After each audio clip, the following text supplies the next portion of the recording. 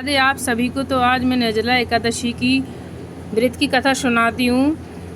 अपरा एकादशी है आज। युधिष्ठिर ने कहा, जनार्दन, अपरा का सारा महत्व मैंने सुन लिया। अब ज्येष्ठ के शुक्ल पक्ष में जो एकादशी हो उसका वर्णन कीजिए। भगवान श्री कृष्ण बोले, राजन, इसका वर्णन परम धर्मात्मा सत्यवती नंदन व्यास जी करेंगे, क्योंकि ये संपूर्ण शास्त्रों के तत्वज्ञ और वेद विद्याओं के परमगत विद्वान हैं।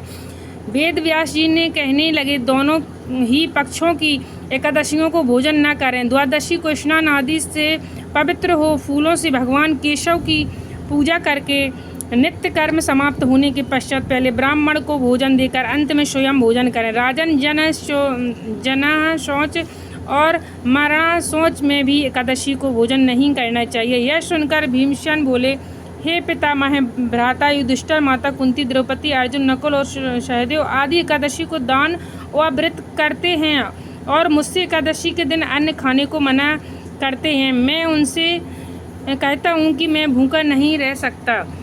व्यास जी बोले, भीमसेन, यदि तुम नरक को बुरा और स्वर्ग को अच्छा समझते हो तो प्रत्येक माह की दोनों एकादशी को अन्न न खाया करो। भीमसेन बोले, पितामह, मैं आपसे पहले ही कह चुका हूँ कि मैं एक दिन एक समय भी भोजन किए बिना नहीं रह सकता। फिर मेरे लिए पूरे दिन का उपवास करना कठिन है। यदि मैं प्रयत्न करूं तो एक व्रत अवश्य कर सकता हूं। अतः आप मुझे कोई एक व्रत बताइए जिससे मुझे स्वर्ग की प्राप्ति हो। व्यास जी बोले, भीमसेन, कृष्ण और मिथुन संक्रांति के मध्य में ज्येष्ठ माह की शुक्ल पक्ष की एकादशी होती है, उसका निर्जला व्रत करना चाहिए। इस एकादशी के व्रत स्नान और आचमन में जल वर्जित नहीं है। इस दिन भोजन करने से व्रत नष्ट हो जाता है। यदि सूर्योदय से सूर्यास्त तक मनुष्य जलपान न करे तो उसे 12 एकादशी के फल की प्राप्ति होती है। द्वादशी के दिन सूर्योदय से पहले की उठना चाहिए और स्नान करके ब्राह्मणों को यथा योगदान देना चाहिए। उसके पश्चात भूखे ब्राह्मण को भोजन कराना चाहिए। तत्पश्चात स्वयं भोजन करना चाहिए, इसका फल संपूर्ण एकादशियों के फल के बराबर ही। भीमसेन, स्वयं भगवान ने मुझसे कहा था कि इस एकादशी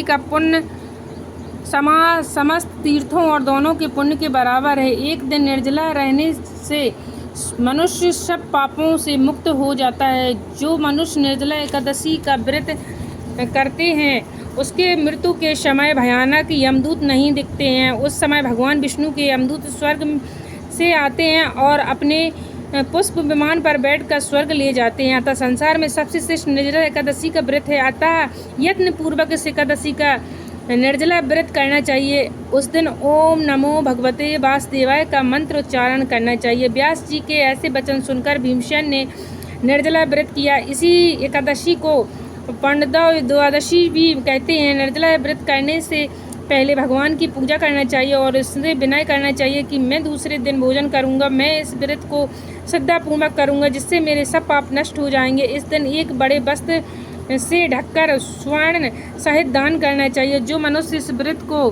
दोपहर से स्नान व तप आदि करके स्वर्ण का दान करते हैं उसको कठोर स्वर्ग को दान का फल मिलता है। जो मनुष्य इस दिन यज्ञ होम आदि करते हैं उसका फल वर्णन भी नहीं हो सकता है। इस निर्जला एकादशी के दिन से मनुष्य विष्णु लोक को जाता है। जो मनुष्य इस दिन अन्न खाते हैं उन्हें चांडाल समझना चाहिए। वे अंत में नरक में जाते हैं। ब्रह्म हत्यारों, मद्यपान करते वाले, चोरी करने वाले, गुरु से द्रोह करने वाले, असत्य बोलने वाले इस दिन व्रत को करने से स्वर्ण हो जाते हैं। हे कुंती पुत्र, जो पुरुष या स्त्री इस व्रत को श्रद्धा पूर्वक करते हैं उनका निम्नलिखित कर्तव्य है। उन्हें सर्वप्रथम विष्णु भगवान की पूजन करना चाहिए। तत्पश्चात गौ का दान करना चाहिए।